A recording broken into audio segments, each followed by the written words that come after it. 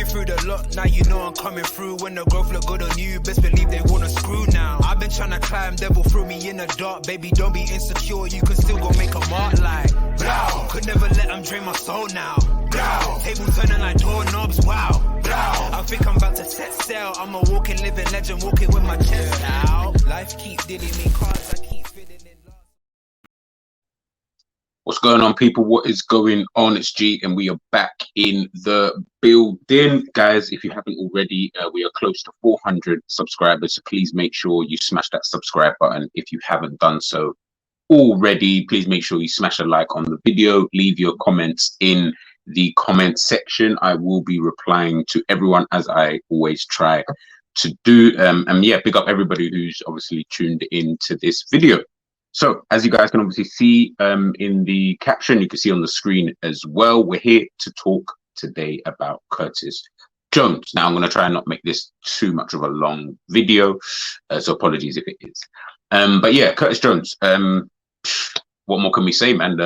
Another Scouser in the team. Been really good, really has impressed me. And you guys already know I'm always getting onto players. I'm very harsh with how I critique players, because obviously I want the best. I want us to be almost perfection, or as perfect as we possibly can. At the end of the day, we're up against perfection, you know, in Manchester City. And you know, when you're looking at like the Real Madrids, you know, teams who win Champions Leagues, teams who win the Premier League on a consistent basis over the last 5-6 years, that's what we've been up against. And you know, we've been able to tango, you know, with these kind of guys. We've been able to, you know, I guess tango is probably the best way to put it. I think we've shown that we can compete at that level as we have done previously, but I'm a bit concerned as an overall in terms of whether or not, you know, we're able to sustain that. I think we're really good at having these wonderful seasons, you know, but it's not consistent enough in my personal opinion, especially if you look at the duration of Jurgen Klopp's time here. It's not really been consistent. There's been, you know, good season here, okay season, you know, that maybe does follow up in terms of that. I say 18-19, 19-20 was probably the only real kind of good, if that kind of makes sense. But in that time, we only won one trophy. You know, in that time, 18-19, we got to the Champions League final, but you know, we lost ultimately. 19-20, we then won the Premier League. So one trophy in that 2 seasons, and that's supposed to be our best period,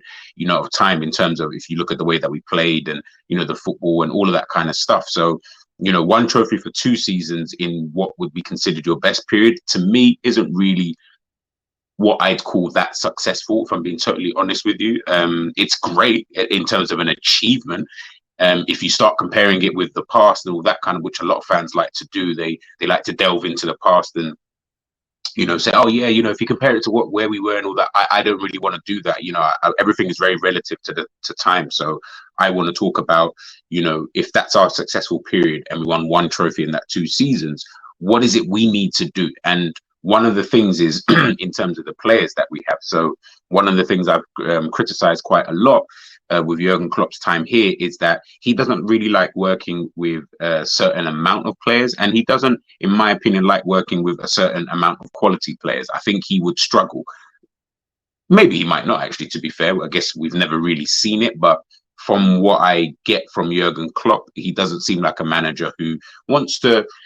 I think he would struggle trying to work at a Real Madrid, for example, not because he isn't a brilliant manager, but trying to deal with that many world-class players, that many quality players who are going to be sitting on the bench week in, week out. How can you keep those kind of guys happy at all times? Because of the way that you are as a manager, which is you're a manager who likes to just keep things the way that they are. So if a team is working and it's winning games and etc., you don't really want to change it out. You don't really have much room for rotation. So, you know, when you look at all of that and you add it all up, that's why I'm like, what else can we do, you know, in terms of how can we get to that point of almost perfection? Obviously, perfection is one, it's subjective, but 2, it's not really a real thing, to be honest with you. So that's going to be difficult to maybe obtain, but we can do better. We can definitely, you know, do better. So we're looking here at obviously the players, and again, one player that I have been so impressed with, and hence the reason why I wanted to do this video, is Curtis Jones. Curtis Jones has been really good since he stepped into the side over this last like kind of month and a half. To be honest with you, prior to that, he'd been injured and loss of form, wasn't really able to get himself in the side. Other players were ahead of him by Cecic before his injury. Harvey Elliott was obviously in the side before him. Thiago in the side, Fabinho, Henderson. All of the heck. It even seemed like a period of time when Ox or Keita, if they were fit, they would be ahead of Curtis Jones, and that was quite worrying. That was quite worrying for Curtis Jones, to be honest with you. I think that's where a lot of people then looked at Jones and thought to themselves, well, is this a player really that we need to keep? And one thing I wanted to say, and I mentioned it on my video I did earlier on in the week where we spoke about the post-match reaction to the Liverpool-Leicester game. Recency bias, obviously, a lot of people have it. A lot of people seem to have forgotten what Curtis Jones was like prior to this. Forget his age or anything like that. Ultimately, you play for Liverpool Football Club. If we start talking about, oh, he's only this, he's only that, when we are seeing all around Europe a lot of young players who are able to step up to the plate. Again, I'm not saying Curtis Jones has to be on their level or anything like that, but he has to be at a certain level. Especially if you want to play for Liverpool Football Club, you need to be at a certain level. I'm not saying you need to be at Gavi or Pedri or Phil Foden or Ansu Fati or Jude Bellingham and all of these kind of guys. Definitely not saying that, but you definitely need to be at a better level than he has currently shown. Now, a lot of people have made excuses because of like the injuries and stuff like that. I really don't think it's anything. Let me not say anything. Obviously, the injuries play a part. Of course they do. But I don't think that's the main component. I just think he's not been at the level, to be honest with you. And he hasn't been at the level that we require and at the level that we were at, when he was trying to obviously get himself into the team, which is so crazy because when he joined the team, I was extremely happy because I thought to myself, I watched him quite extensively, when he was playing for the academy, especially under Steven Gerrard. But even prior to that, whilst he was going up through the academy ranks, I used to think, this guy is, this is the kind of player that I would love to see in a Liverpool first team, to be honest with you. This kind of flary player, someone he's very, very technical, very good on the ball, got good movement. He can play off that left-hand side, which he was playing predominantly in the academy, but he can also play in the 10. Sometimes he was even playing up front. Do you know what I mean? Because he was such a goal threat, kind of thing. Obviously, academy football to men's football for all players coming through that system, it is difficult. It's not the easiest thing in the world. Some players take to it like a duck to water, but not every player can do so. And even the ones who don't take to it, so quickly, some of them still turn out to be fantastic players anyway. So it was always kind of one of those things. And I think he came into a side, and like I mentioned earlier on, when it does come to someone like Jurgen Klopp and stuff like that, unfortunately, I feel like he came in under a manager who, as I said, doesn't do much rotation, isn't really that good when it does come to young players, doesn't really produce a lot of good young players, in his sides and things like that. So it's going to be difficult. He's going to need to really ball out from the second. But then, unfortunately, he was a player who played off the left. You got Sadio Mane there. Klopp doesn't want to rotate. So Klopp doesn't want to rotate. Sadio Mane is not moving. One of the best left wingers, to play for Liverpool. So it's going to be difficult to put him there. On top of that, he wasn't really fitting into the midfield. He wasn't really playing in that midfield area when he joined the team at first anyway. So where was he going to go in the midfield? And we don't play with a number 10. So, all of your options are starting to, kind of dwindle in terms of where is he going to fit?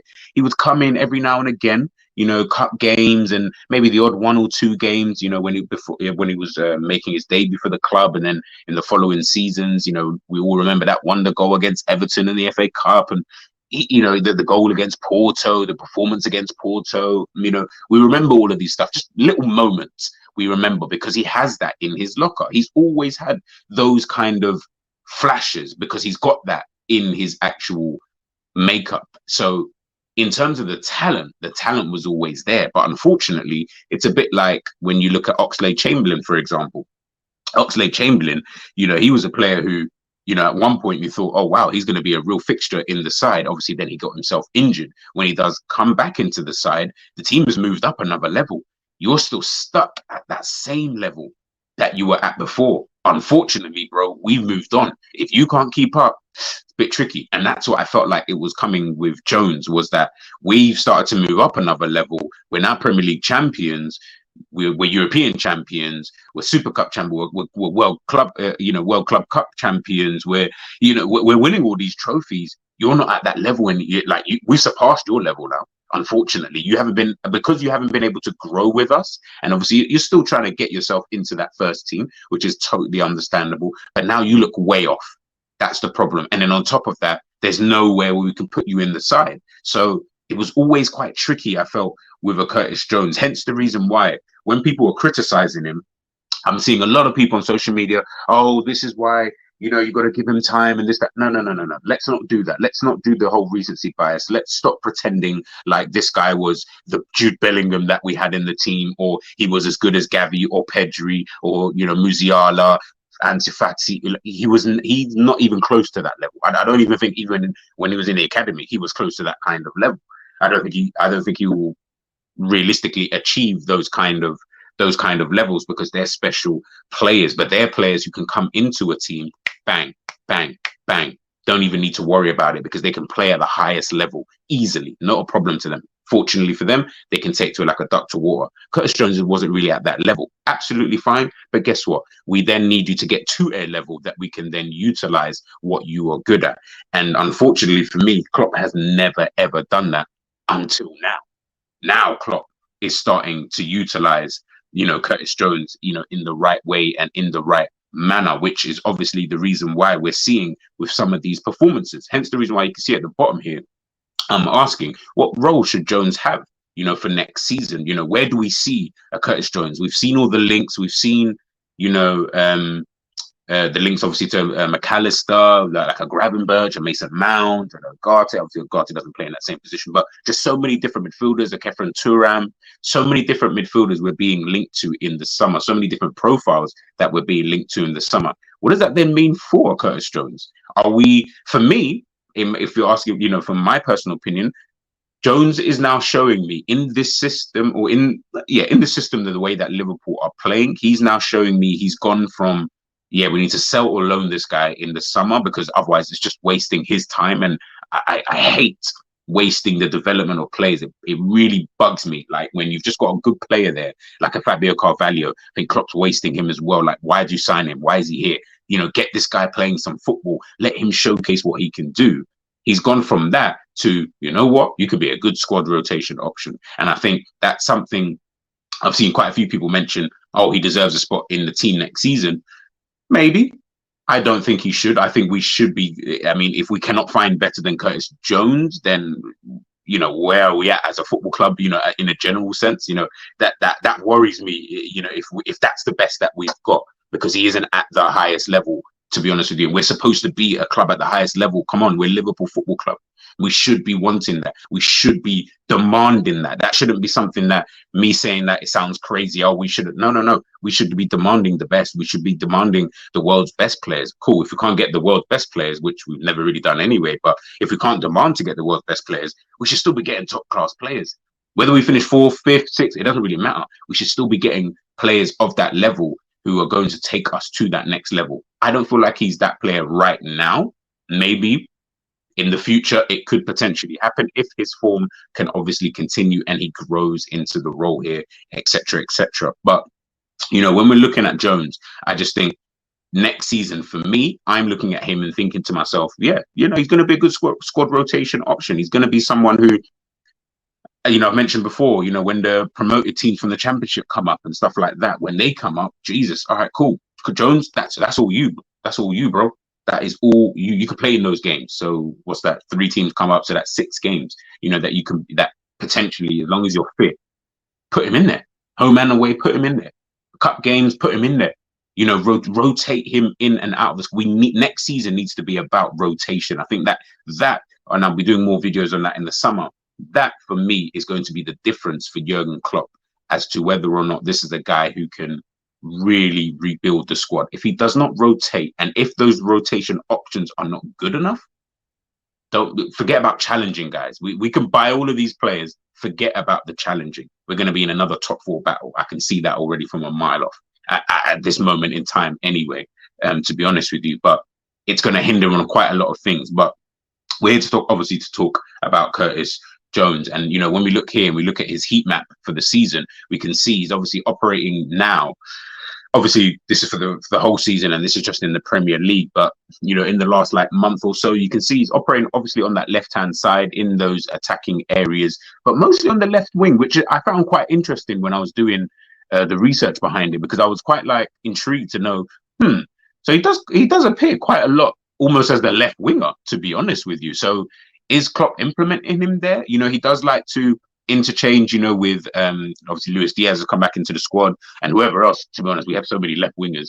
Whoever else is on that left hand side, whether it be Nunes or Diogo Jota or Diaz or whoever, Gakpo, he interchanges with them quite well, and he also helps back defensively. As you can see, the heat map is, if you look at the heat map before the halfway line, it's quite heavy there, and again, that's because he's showing his defensive now. So he's showing those defensive attributes that we know that he has. He's stopped with the whole keeping hold of the ball for so long. I think that's something that Jurgen Klopp actually mentioned in his recent press conference, speaking about Jones and about how he feels that he's also improved a lot, is that holding on to the ball, he's not doing that anymore. He's releasing the ball a lot quicker. I think that was just more about, for me, you know, Jones was just trying to showcase that I'm good. Do you know what I mean? Like, I'm good. I'm comfortable on the ball. So let me show you that I'm comfortable on the ball. But sometimes, you know, it was coming across a bit like, hey, man, you need to release that ball a bit quicker. This is the Premier League. This ain't academy football. This ain't the UEFA Youth League. This is the UEFA Champions League. Release that ball quickly. In the Premier League, you're not going to have that. You're not that type of guy where you're going to be afforded that kind of time. You know, other players might be afforded that kind of time because they've earned that kind of respect from other teams. You have zero respect from everyone. So in terms of the opposition, so of course they're not going to allow you. They're going to make sure that he understands, yo, this is the Premier League. This is the Premier League, bro. So we need you to, you know what I mean? If you want to hold on to the ball, guess what? I'm clattering into you. And that's what was happening before. His decision making has gotten a lot better. He's got himself a couple of goals now, which I find, you know, really, really quite astonishing, really, to be honest with you. You can see here, let me just take this banner off for you guys. You can see here, you know, goals this season, he's got 3, expected goals 1.12, his scoring frequency 310 minutes, goals per game 0.2, shots per game 0.8, shots on target point per game 0.3, hasn't missed any big chances as of yet, you know, and he's just finding himself in the right areas. You know, if we go back to the heat map, again, where he's playing in off that left-hand side, we saw his goal against Leicester earlier on in the week, where he's coming off that left-hand side. I think it was for the first goal. Coming off that the first goal, because the second goal was a beauty. Coming off that left-hand side, but he also done that in the previous weeks. I can't remember who it was against, where he's coming off that left-hand side, and I believe it was Trent, I think, who played the ball into the box. And he was on the end of it. I think that's for his first goal in this kind of run. And I just thought to myself, yeah, you know, this is what we want to see.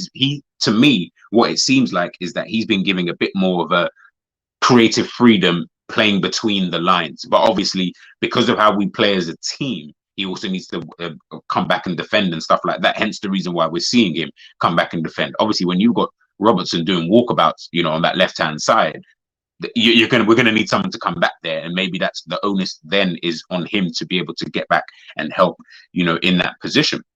You know, we look at his passing, he's got 1 assist, expected assist 1.34, touches per game, he's getting 48 touches per game, big chances created, key passes per game 0.8.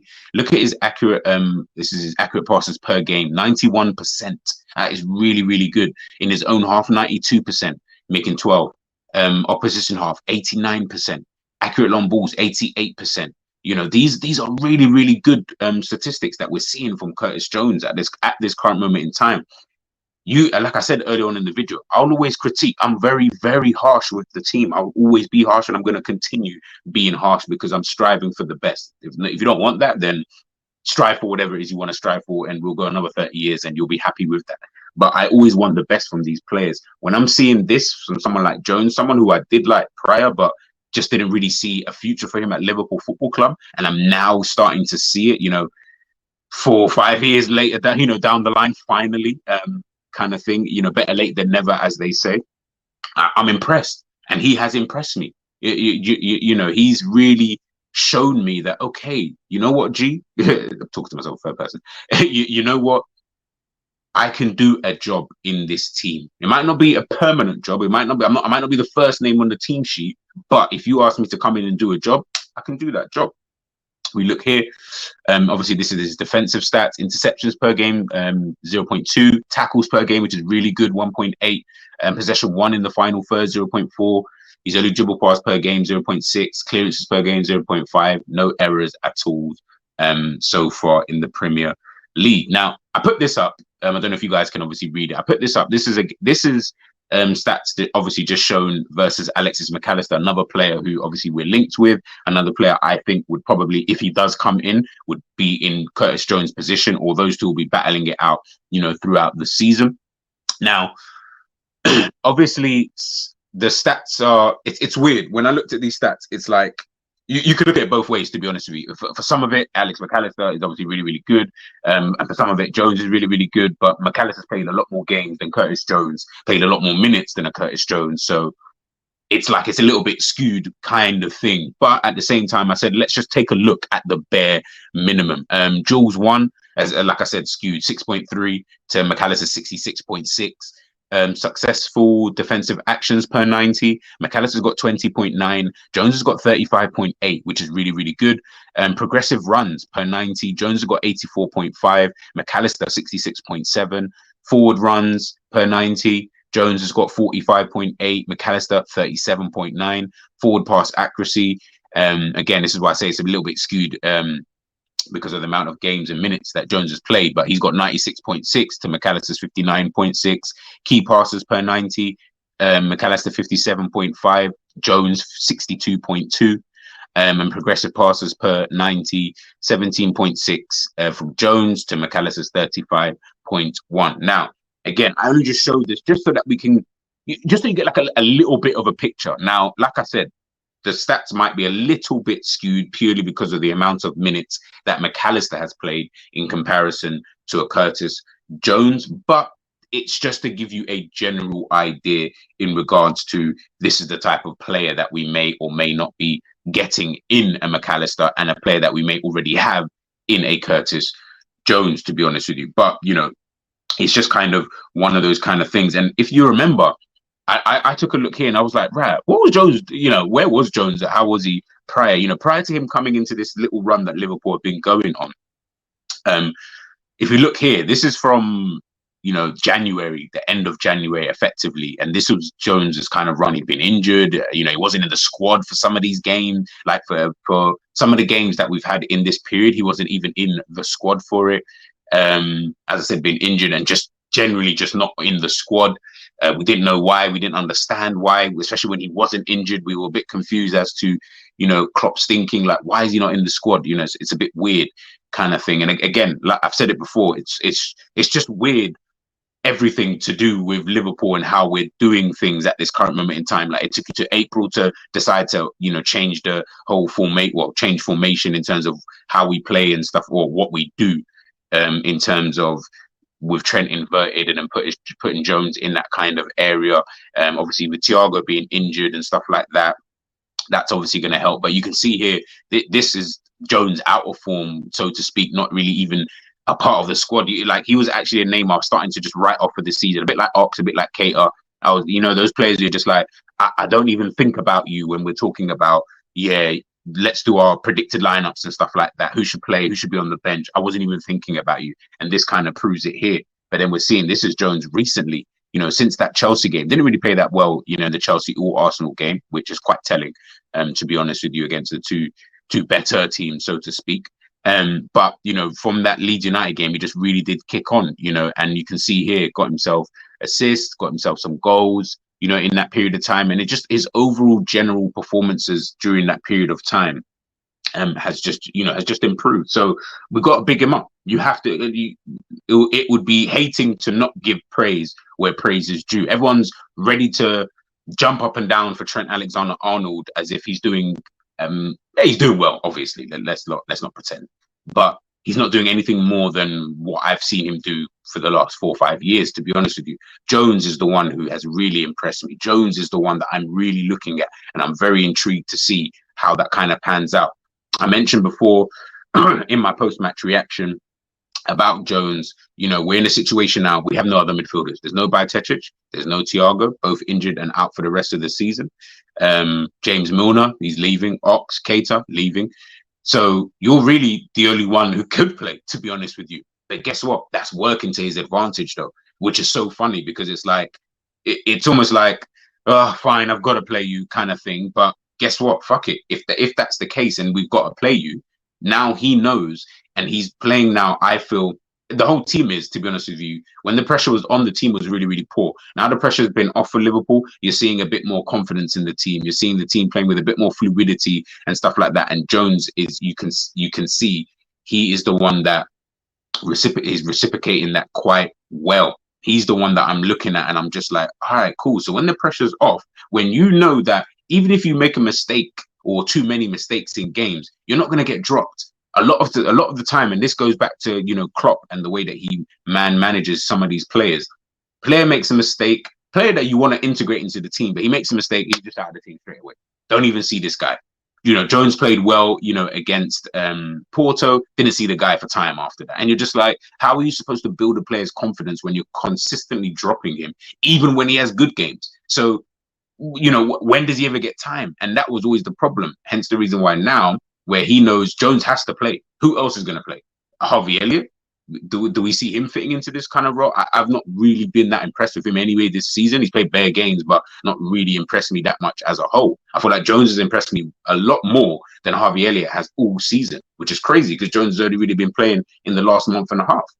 But it's because that we finally found a role for him, playing between the lines, playing on that left-hand side, coming off that left-hand side, interchanging with a Luis Diaz, being able to help out defensively. He's liking that freedom, and long may it continue, to be honest with you, because if he can get into the team and he can stay there, then perfect. But again, that's why I asked, and I'll put this back up. That's why I asked, what role should Jones have for next season? Should we be looking to upgrade upon that position, but then have him in rotation? When we look at Manchester City, when we look at Real Madrid, when we look at some of these teams, and you're looking at some of their bench players, they don't even know who to play sometimes in certain positions. That's exactly what we need here at Liverpool Football Club. I don't want it to be a foregone conclusion, bar like the goalkeeper and maybe one or two other positions. I don't want it to be a foregone conclusion because I don't feel like we have that many players where it should be a foregone conclusion. Do you know what I mean? So that's why when we look at a player like Jones, we should be looking to upgrade. But guess what? I don't mind having Jones as the rotation option now. But if this is the form that he could potentially have, again, form is temporary. We don't know how this may continue on until next season. So, we'll just have to wait and see when it does come to Curtis Jones. But again, I just wanted to give him the praise that I felt that he deserved, because for me, he's been my player of the month. I think he's outperformed everyone else with what he's actually been doing. The stat guys will obviously tell you Trent or Mo Salah, understandably, because we love stats. But when we're looking at the actual game, the performances of these players, which is vitally key, I think he's been outperforming all of these other players, in the team. But that's just my general opinion to the matter. Guys, obviously reached the end of the video. Thanks for tuning in. Make sure you like, share, and subscribe to the channel. And yeah, let me know in the comments, what do you think about Jones? What type of role do you think, he should have for next season? Have you been impressed with him so far, since he's come into the side? Let me know all of that in the comments. I'm G, and I am out.